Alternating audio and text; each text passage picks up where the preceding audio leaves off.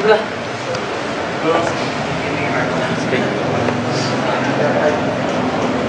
Suaranya mau aku?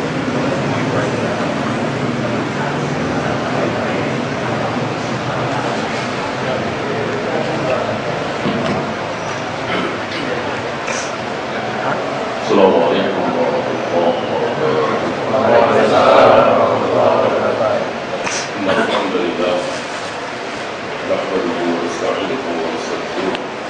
Wa a'udzu billahi min shururi anfusina wa min sayyiati a'malina. Man yahdihillahu fala mudilla lahu wa man yudlil fala hadiya lahu. Asyhadu an la ilaha illallah wahdahu la syarika lahu. وأشهد أن محمدا عبده ورسوله. Kita mulai pembacaan kitab Tauhid yang diserahkan oleh Syekh Utsaimin. Awalnya kitab ini berupa muhadharah seperti ini. Ya. Kemudian salah satu jamaah murid beliau menulis apa yang beliau sampaikan di Masjidil Haram, ya, ditulis dan dijadikan kitab ini. Oleh karena itu dalam kitab ini agak berbeda dengan kitab-kitab beliau yang lain. Karena kita tahu ucapan pembicaraan langsung muhadharah dengan nulis kan beda, ya. Kalau nulis kan pakai mikir dulu,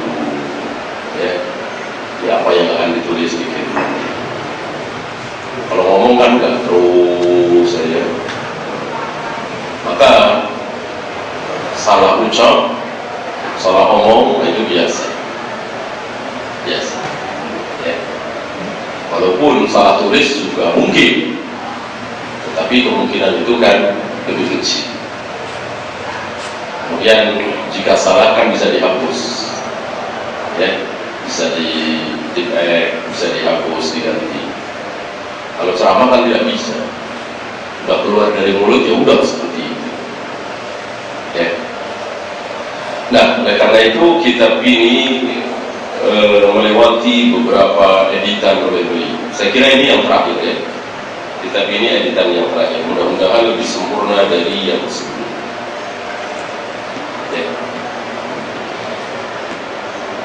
Sesuai dengan kitab aslinya, yaitu kitab Tauhid, maka kitab ini syarahnya diberi nama oleh beliau Al-Qawlul Mufid, Al-Qawlul Mufid ala Kitab Tauhid, ucapan yang berguna, yang bermanfaat pada kitab Tauhid. Intinya syarah, ya, syarah. Kita tahu para ulama itu lebih suka mensyarahkan kitab daripada menulis kitab sendiri, ya. Oleh karena itu Sahih Bukhari matanya, syarahnya banyak sekali ditulis oleh Imam Muslim, tapi tidak sampai selesai. Ditulis oleh Imam Bukhari, ditulis oleh Imam Ain dan lain-lain. Kemudian syarah ulama, syarah Riyadhus Shalihin, banyak sekali. Fathul Nadiri, Dalailul Falihin, Nusatul Muttaqin, dengan berbagai macam manhaj. Ada yang penulisnya bermanhaj salaf, ada yang penulisnya bermanhaj Asy'ariyah dan seterusnya. Walillahilhamd, yang kita baca ini penulis aslinya kitab Tauhid, imamnya kaum salaf di zaman.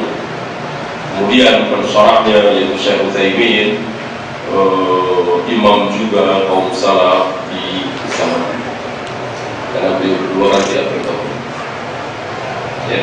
Syekh Muhammad bin Abdul Wahab wafat, Syekh Utsaimin belum lagi, ya. Kitab Tauhid lam yudhkar fin nusakh allati bi aydina khutbatun lil kitab.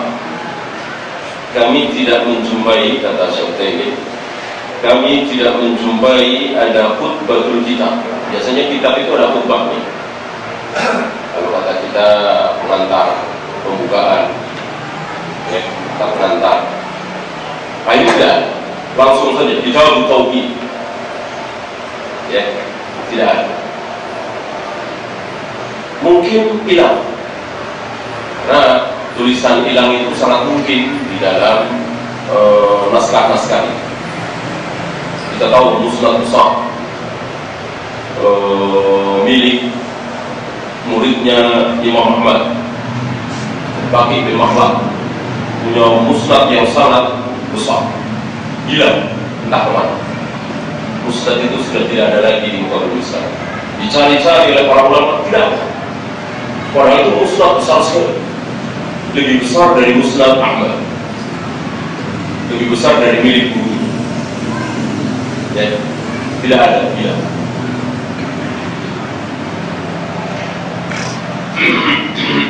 Bahkan Tamamul Minna yang baru kemarin, ya kan, yang ditulis oleh Syahalbani itu tinggal 1 jilid, padahal beliau menulis lebih dari 1 jilid. Hilang, tak kemana. Ya. Ada Imam Abdul Hadis punya catatannya terbakar. Ya. Punya catatannya terbakar, hilang. Ibnu Ladi'ah. Oleh karena itu, ketika dia meriwayatkan hadis sebelum kitabnya terbakar, diterima. Tetapi setelah kitabnya terbakar, dia meriwayatkan hadis, tidak diterima. Ya. Nah, ini salah satu dalamnya ilmu hadis. Terbakarnya tahun berapa? Dia meriwayatkan hadis ini tahun berapa? Oh, berarti kitabnya sudah terbakar, tolak. Gitu. Nah, dari sini kita tahu bahwa hafalan itu, kedobitan itu bukan hanya luar kepala, bukan hanya di otak, ya, tapi juga di tulisan. Ada seorang imam nggak hafal, tapi punya catatan, oh diterima, punya catatan diterima. Saya punya catatan dari guru saya yang menyampaikan sebuah hadis dari gurunya ini, diterima. Bahkan lebih kuat daripada kedobitan yang berupa hafalan. Gitu ya. Seandainya di zaman Nabi sudah ada catatan penulisan, di zaman Ali bin Abi Thalib sudah ada catatan penulisan, ya tentu lebih diterima lagi, lebih dekat kan. Nah, kita tahu penulisan besar-besaran kan selesai di zaman Bukhari, Muslim, Abu Dawud, Nasai, Tirmidzi. Ya. Syekh Utsaimin membahas apa itu kitab. Kita sudah tahu apa itu kitab. Ya. Wal kitab bermakna maktub. Kitab itu sebetulnya artinya tulisan, kitabatun, ya kan? Tapi maknanya maktub, yang ditulis. Maka kitab, apa yang ada di depan kita ini, kitab yang ditulis, ya. Jadi kitab bermakna maktub. Seperti alim bermakna alim, khabir bermakna khabir.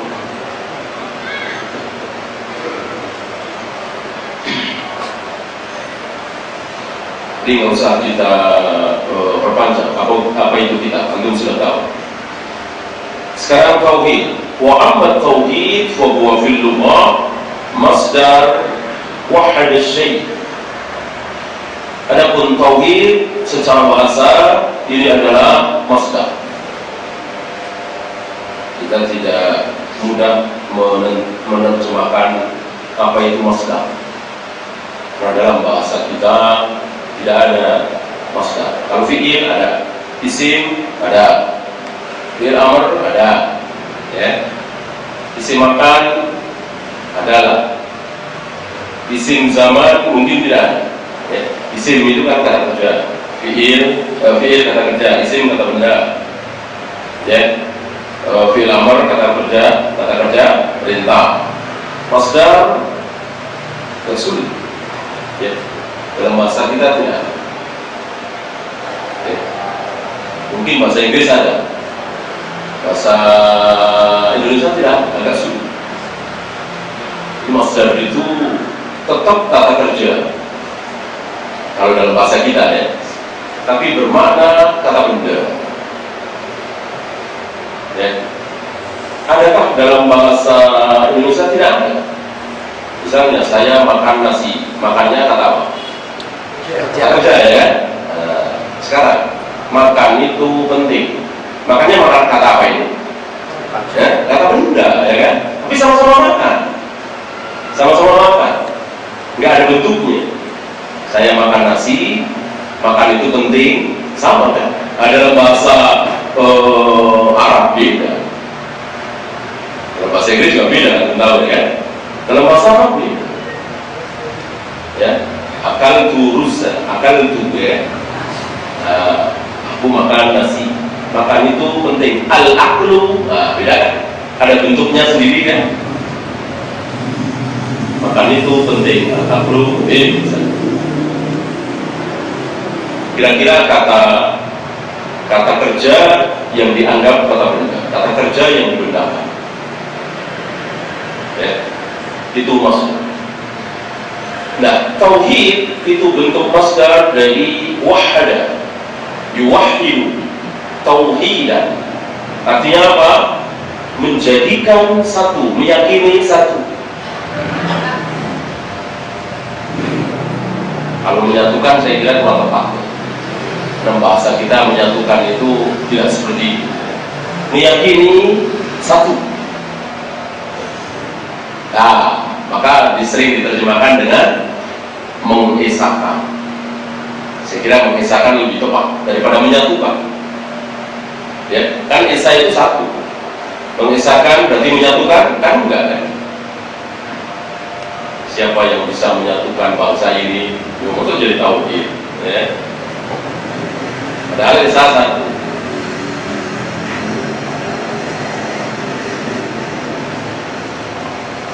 Mentauhidkan artinya meyakini bahwa sesuatu itu hanya satu.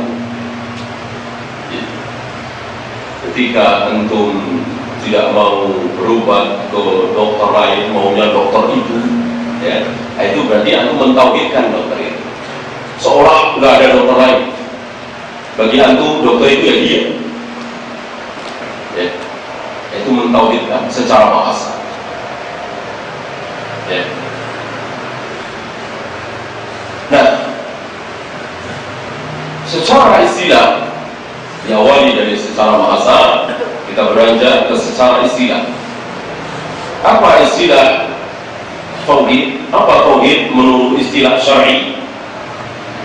Ifradullah, mengesahkan Allah. Sampai di situ? Tidak. Karena orang yang mengesahkan, karena orang yang mengatakan Allah jumlahnya hanya satu, Allah tidak dua, tidak tiga. Sampai di situ orang sering menyebut bahwa dia telah mentauhidkan Allah, telah mengesahkan Allah. Padahal belum. Maka definisi yang tepat, ta'rif yang tepat tentang tauhid adalah ifradullah bima yahtassu bihi minar rububiyyati wal uluhiyyati wal asma' was sifat. Ini tepat. Ini mencakup semua, ya. Yaitu mentauhidkan Allah, mengesahkan Allah dalam rububiyahnya, dalam uluhiyahnya, dan dalam asma wa sifatnya. Ain pas, ya. Seperti orang mengatakan sholat adalah perbuatan yang diawali dengan takbir, diakhiri dengan salam. Pas kan? Kurang pas. Ya. Bisa saja orang takbir, ya, baca Al-Fatihah, ruku, Ini tidak salah, ya. Apakah dikatakan sholat yang sempurna? Tentu tidak. Ya. Maka ya di dalamnya ada baca Al-Fatihah, ada ruku, ada sujud dan seterusnya dan seterusnya. Ya. Nah, dari sini kita tahu bahwa takrif itu, definisi itu ada yang benar, ada yang salah, ada yang sempurna, ada yang tidak sempurna. Ada dari kecil kita diajarkan oleh guru-guru kita, tauhid adalah mengisahkan Allah, titik. Enggak tepat, ya. Berarti saudara-saudara kita hari ini yang mengatakan bahwa Allah ada di mana-mana, yang mengatakan bahwa Allah tidak bersemayam di arsy, yang mengatakan bahwa Allah tidak bisa dilihat sampai kapanpun, tapi dia meyakini bahwa Allah jumlahnya cuma satu, dia bertauhid. Padahal tidak. Maka yang tepat ini tauhid adalah mengisahkan Allah dalam rububiyahnya, uluhiyahnya, asma wa sifatnya. Tiga-tiganya harus ada. Satu saja tidak cukup, dua saja tidak cukup, harus tiga-tiganya. Harus tiga-tiganya. Karena tauhid tidak boleh kurang. Kurang bakal keluar dari Islam. Antum sholat nggak baca Al-Fatihah, nggak sah sholatnya, keluar dari Islam nggak? Nggak. Antum puasa nggak benar, ya belum maghrib sudah makan, nggak sah puasanya, keluar dari Islam atau tidak? Tidak. Ya, hajinya salah, umrohnya salah, penuh dengan bid'ah, keluar dari Islam? Tidak. Tapi tauhid salah bisa keluar dari Islam. Karena tauhid harus sempurna. Karena itu sekali lagi Allah memberikan waktu berapa kepada Nabi? 13 tahun. 13 tahun. Untuk apa? Untuk mengajarkan tauhid itu setiap hari. 13 tahun. Belum ada wudu, belum ada sholat, belum ada zakat, belum ada haji, belum ada jihad. 13 tahun. Terus diajarkan tauhid, akidah, tauhid, akidah. Maka jadilah orang-orang seperti Abu Bakar, Umar, Utsman, Ali, Zubair, Talha, Bilal, dididik selama 13 tahun dengan tauhid, akidah. Dan bukan hanya hafalan-hafalan, tapi diamalkan, diyakini, diamalkan, diyakini, diamalkan. Ya. Salah satu pengamalnya di awal-awal bila dididik dengan batu besar, disiksa, dia masih mengucapkan ahad, ahad. Ya, salah satu hasil.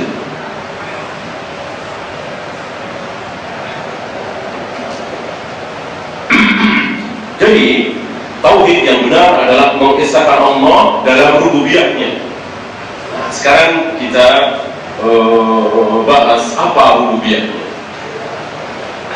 Walaupun sudah sering kita singgung dalam Syarh Sunnah dulu, rububiyah dari kata Rabb. Dari kata roh, bukan dari kata ilah. Dari kata roh, karena Allah itu roh juga, ilah juga. Allah itu roh juga, ilah juga. Masih ingat roh dari mana ke mana? Dari atas ke bawah, apa dari bawah ke atas? Roh mengatur, menurunkan hujan, menghidupkan, mematikan. Roh dari atas ke bawah, dari Allah kepada hamba. Roh apa? Menurunkan hujan, menghidupkan, mematikan, mengatur jagat raya alam semesta. Itulah roh. Nah, kita harus mentauhidkan Allah, harus mengisahkan Allah bahwa satu-satunya yang bisa menurunkan hujan adalah Allah. Satu-satunya yang bisa menahan hujan adalah Allah. Maka jika antum punya keyakinan pawang hujan juga bisa menahan hujan, hindari. Nah, berarti bisa batal tauhid kita. Ya, wajib bagi kita mengingkari bahwa pawang hujan tidak bisa menahan hujan. Kalau kita percaya, bisa batal tauhid kita. Rububiyahnya ini baru rububiyahnya, belum uluhiyahnya, belum asma wa sifat. Masa baru rububiyah saja sudah batal? Betapa rapuhnya tauhid kita. Lihat Abu Jahal Abu Lahab saja, tauhid rububiyahnya lulus. Yang tidak lulus, yang uluhiyah, asma wa sifat. Masa kita baru rububiyah tidak lulus? Ya. Maka katakan kepada pawang hujan itu, jangan, tidak usah menahan hujan yang dari langit, yang entah berapa ribu liter, ya. Suruh menahan apa lain? Air kencingnya sendiri. Bisa nggak? Seolah-olah 3 hari atau 2 hari ya, tahan air kencingnya sendiri. Padahal milik dia sendiri, ya kan? Dari perutnya sendiri. Kalau bisa menahan hujan, tentu lebih bisa lagi dia menahan air kencing 2 hari saja. Ya, nah, ini jelas. Maka kepada orang-orang yang seolah mau menyaingi Allah Rabbul Alamin, berikan pertanyaan yang tidak diduga-duga. Ya, kalau yang bisa diduga, mereka bisa minta tolong sama setannya. Ini rumah dia menghadap kemana? Oh, ke barat. Rumahnya catnya warna apa? Oh, biru. Jendelanya ada berapa? Bagian depan ada 5. Langsung bilang sama saya, Bapak rumahnya menghadap ke barat kan? Warna catnya biru kan? Jendelanya ada 5 kan? Nah, tahu. Dia sudah minta tolong sama setannya, sama jinnya. Nah, maka kagetkan dengan sesuatu.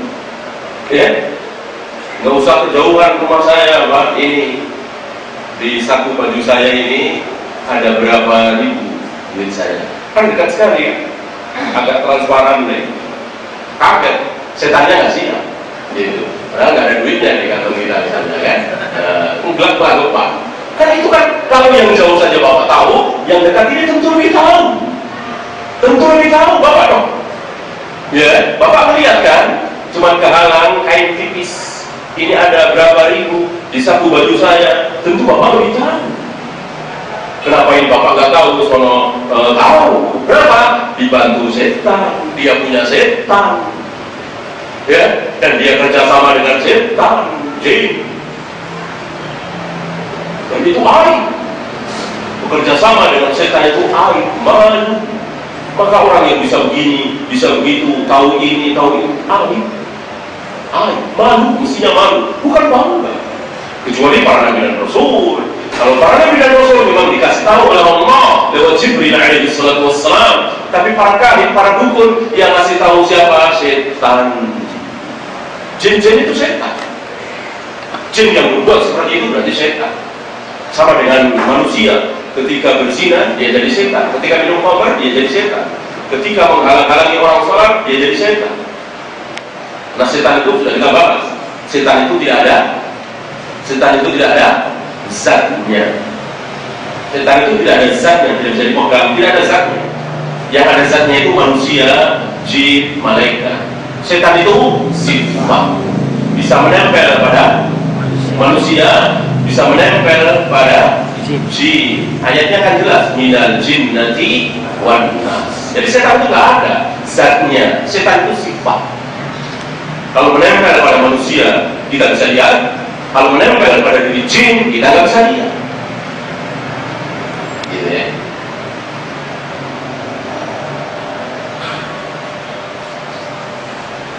Ini rububiyah. Oleh karena itu, ketika antum berubah, ketika antum mencari uang, ketika antum berusaha, maka antum wajib yakin bahwa sebelum antum berubah, Allah sudah tahu dan sudah menentukan nanti sore, besok siang, lusa sembuh atau tidak, Allah sudah tahu. Jadi sekedar kita usaha saja.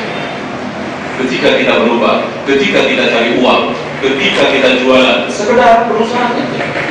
Bahwa rezeki, keuntungan itu semuanya dari Allah. Ini wajib kita yakini kalau kita bertauhid rububiyah. Sehingga dalam usaha kita tidak akan menghalalkan yang haram, ya kan? Buat apa yang haram kita halalkan? Buat apa kita melakukan yang haram? Kan sudah ditulis oleh Allah. Ini menambah keyakinan kita untuk melakukan yang halal saja. Ya, ngapain saya bohong bilang kami satu padahal kami dua? Ngapain? Kan laku atau tidak, untung atau tidak, Allah sudah tulis. Kenapa mesti bohong? Gitu. Ya. Loh, kalau begitu kenapa Kenapa mesti jualan? Kan disuruh oleh Allah. Kan usaha itu kita wajib, ya kan? Allah dan Rasulnya yang menyuruh kita usaha. Ketika seorang sahabat datang ke masjid, untanya tidak diikat.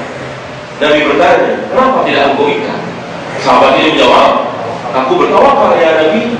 Kata Nabi, kalau mau bertawakal, ikat dulu. Itu namanya tawakal. Dari sini kita tahu bahwa usaha itu wajib. Usaha itu wajib. Maka membiarkan motor kita tidak terkunci, membiarkan mobil kita tidak terkunci, nggak pakai alarm dan seterusnya, ini keliru karena kita disuruh usaha.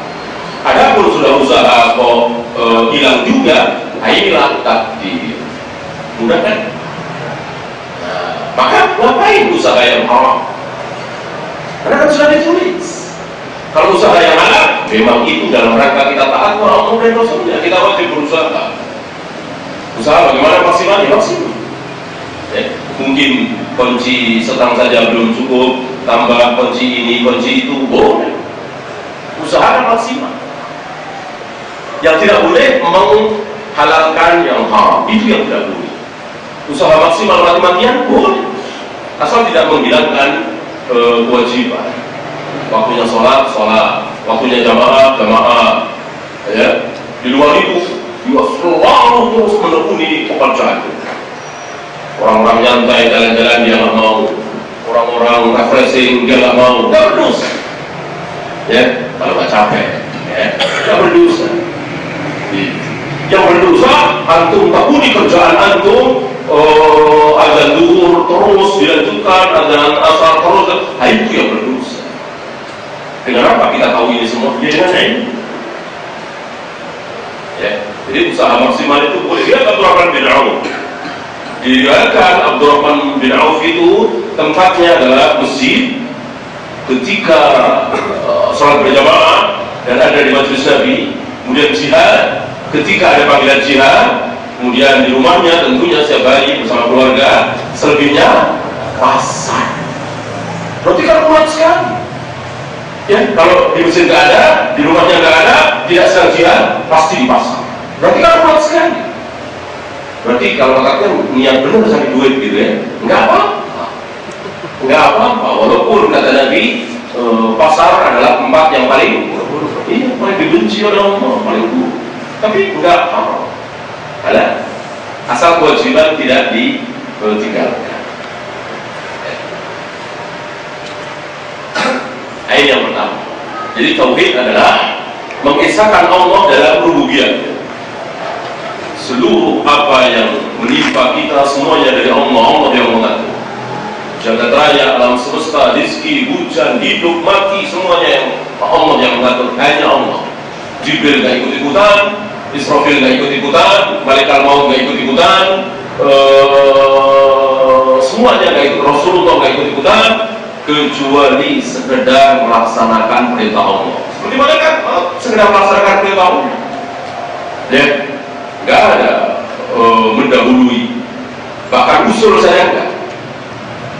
Ya Allah, ini si fulan masih 3 tahun lagi ya Allah, tapi kurang ajar banget ya Allah. Ya? Kalau sekarang aja gimana ya Allah? Nggak ada malaikat seperti itu. Nggak ada. Jadi malaikat Allah betul-betul mengikuti ajal yang telah ditulis oleh Allah Rabbul Alamin. Sedetik saja tidak bisa maju, tidak bisa mundur. La yasta'khiruna sa'atan wa la yastaqdimun. Ini nggak ikut-ikutan, nggak ikut andil, hanya melaksanakan perintah. Sama dengan kita melaksanakan perintah. Cuma bentuk perintahnya beda. Kita disuruh berjamaah bersih, kita disuruh puasa, zakat, haji. Malaikat mau disuruh mencabut, sama-sama disuruh. Sama-sama. Bahkan matahari, bulan sama-sama disuruh. Untuk masih ingat ucapan seorang nabi, murid dari Nabi Musa, yang menghentikan, yang berdoa kepada Allah supaya matahari dihentikan, karena sebentar lagi mau jihad, belum sholat asar. Siapa namanya? Nabi Yusa bin Nun, ya, berkata kepada matahari, anti ma'mur wa ana ma'mur. Wahai matahari, engkau disuruh oleh Allah, aku juga disuruh oleh Allah. Aku disuruh oleh Allah untuk memerangi bangsa itu, bangsa kafir itu. Kami belum sholat asar. Engkau sama juga disuruh. Aku disuruh oleh Allah, engkau juga disuruh oleh Allah. Lalu minta kepada Allah, ya Allah, tahanlah matahari agar ada waktu buat kami untuk sholat asar, kemudian jihad. Karena sebentar lagi matahari tenggelam. Matahari tenggelam hari Jumat waktu itu ya. Matahari tenggelam berarti sudah hari Sabtu. Yahudi nggak mau berperang hari Sabtu. Ya, maka beliau memohon kepada Allah supaya matahari ditahan. Dan ini satu-satunya hadis sahih tentang penahanan matahari. Di luar itu tidak ada yang sahih. Ada riwayat Rasulullah pernah juga memohon supaya matahari berhenti, ini tidak sahih. Ada riwayat juga Ali bin Abi Thalib juga tidak sahih. Satu-satunya yang sahih hanya Nabi Yusuf bin Nun. Bukan berarti beliau lebih mulia dari Nabi Muhammad SAW, tidak sama sekali. Akhirnya semuanya disuruh, semuanya diatur. Yang kedua, wal uluhiyyah, mentauhidkan selain rububiyah juga uluhiyah. Apa uluhiyah? Tadi rububiyah dari mana-mana, dari atas ke bawah. Kalau uluhiyah dari bawah ke atas. Apa yang dimaksud dari bawah ke atas? Menyembah, memohon, berdoa, berharap, cinta. Artinya perbuatan hamba, perbuatan kita semua. Kalau rububiyah perbuatan Allah, menurunkan hujan, menghidupkan, mematikan, mengatur jagat raya alam semesta. Nah, itu perbuatan Allah. Kalau uluhiyah perbuatan kita, menyembah, berdoa, memohon. Itu sama, harus kepada Allah saja. Maka ketika kita sholat untuk Allah juga, untuk yang lain juga pujian, disebut syirik. Walaupun disebut syirkul asghar, syirik yang kecil. Ya, saya kira itu sudah sering dengar pembahasan tentang uluhiyah. Ya, dari bawah ke atas.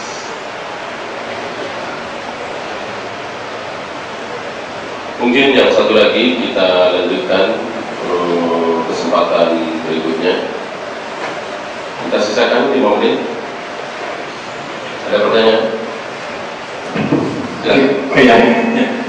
Pertanyaan yang pertama mungkin keluar dari tauhid tapi tentang Syekh Utsaimin. Ada pertanyaan, Ustaz, apa benar Syekh Utsaimin pernah berfatwa bolehnya zakat gaji tanpa haul? Kalau memang benar, pertanyaan kedua, apakah fatwa tersebut tetap mensyaratkan nisab? Dan yang ketiga, bagaimana cara praktis menghitung zakat gaji bila ada sumber pendapatan lain yang bercampur di tabungan?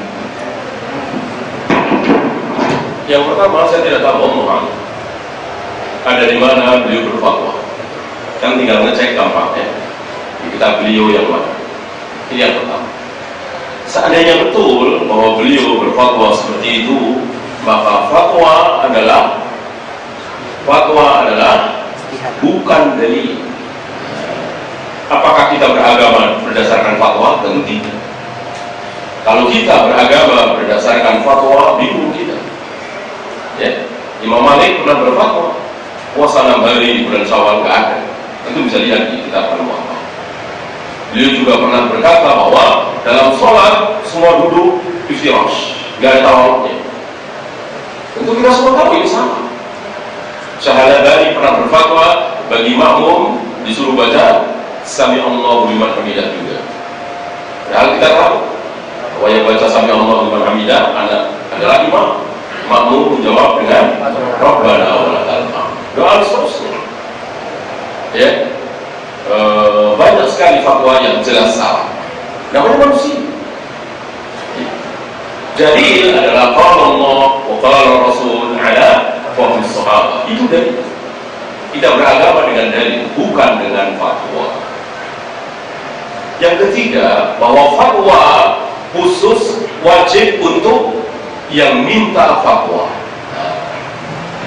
Fatwa itu wajib dilaksanakan oleh siapa? Yang minta fatwa. Adapun yang tidak minta fatwa nggak ada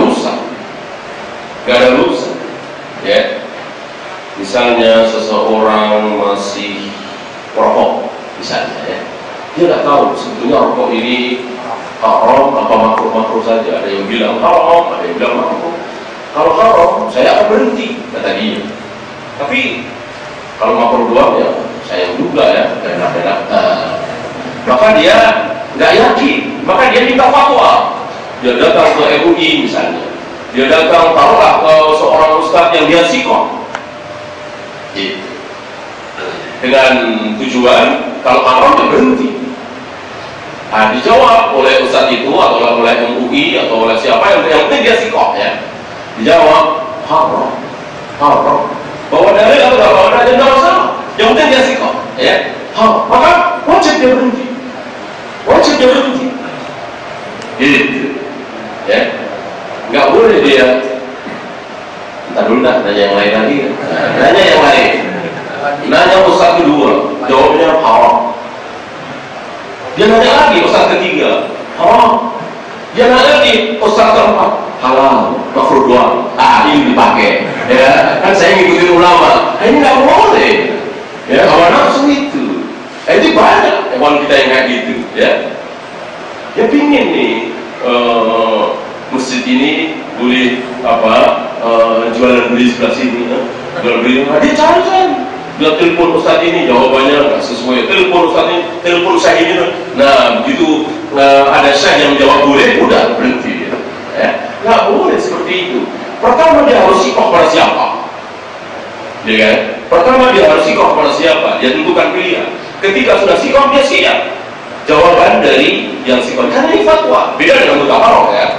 Kalau mutawaroh memang sedang adu hujah. Ini gimana? Nah, itu sifat pelajar. Sifat orang awam bukan mutawaroh, bukan dialog, apalagi jika sifatnya minta fatwa. Ketika dijawab fatwa, selesai. Benar atau salah urusan yang memberi fatwa. Maka saya saling mengatakan orang yang memakai pakaian ihram di Jeddah, padahal itu tidak boleh, ya kan, dari Indonesia, dan itu dia lakukan karena diberi fatwa, maka yang menanggung dosa adalah yang memberi fatwa. Ya. Jadi yang benar adalah tetap dengan haul, tetap dengan haul, kecuali menyegerakan. Ini istilahnya ta'jilus zakat, menyegerakan zakat. Ini boleh. Misal haul saya jatuh di bulan Ramadan, jadi zakat saya itu setiap 1 Ramadan misalnya. 2 bulan sebelumnya tetangga saya sakit keras, dia tidak bisa membayar biaya rumah sakit, ya, 5 juta misalnya. Kebetulan zakat saya sekitar 5 juta. Saya ambil 2 bulan sebelum 1 Ramadan itu, padahal jatuhnya masih 2 bulan lagi. Saya ambilkan, saya segerakan, saya pakai untuk membantu tetangga saya tadi. Nanti 1 Ramadan nanti 1 Ramadan nggak usah bayar lagi, sudah dibayarkan ya. Ta'jilus. Allah. Ini waktu habis ya. Ya. Ya terakhir.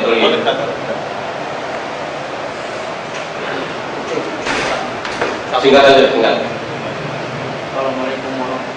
Assalamualaikum warahmatullahi wabarakatuh. Sebagaimana kita ketahui, orang Syiah kan tetap mengaku sebagai orang Islam. Pertanyaannya, mungkinkah orang Syiah ini sadar akan penyimpangannya atas agama Islam yang dilakukan, atau sebagai hanya ikut karena kejahilannya, atau mereka ini merupakan korban daripada imam mereka? Mungkinkah orang Syiah taubat gitu ya? Mungkinkah orang-orang Syiah ini sadar akan penyimpangan atas agama Islam yang dia lakukan? Atau sebagian dari mereka hanya ikut-ikutan saja karena kejahilannya, atau mereka ini merupakan korban daripada imam mereka? Selagi mereka masih hidup, tidak ada yang mustahil. Mungkinkah kita jadi orang Syiah? Mungkin ya mustahil ya. Mungkinkah kita jadi orang kafir? Nggak mustahil. Mungkinkah musuh-musuh Islam itu masuk Islam? Mungkinkah? Ada yang mungkin. Semuanya mungkin. Selagi masih hidup. Kalau sudah mati ya selesai. Oleh karena itu Allah marah, Allah menegur Nabi ketika Nabi mengutuk orang-orang tertentu, suku-suku tertentu dalam bulan nazilah bulan itu ditegur. Laisa laka minal amri syai', bukan urusanmu sedikit pun ya Muhammad mengutuk dan melaknat itu. Ya, nah, kecuali sudah mati. Mengutuk Fir'aun, mengutuk Abu Jahal, Abu Lahab, atau yang sudah jelas-jelas iblis.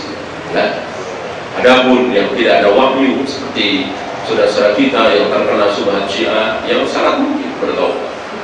Semuanya mungkin. Oleh karena itu kita tidak boleh merasa. Ya, begitu juga kita harus punya harapan. Saudara-saudara kita yang terkena subhat Syiah, mereka bertaubat, harus ada. Ya, itu saja waktu habis kita berdiri. Subhanallahumma wa bihamdika, asyhadu an la ilaha illa anta, astaghfiruka wa atubu ilaik. Assalamualaikum warahmatullahi wabarakatuh.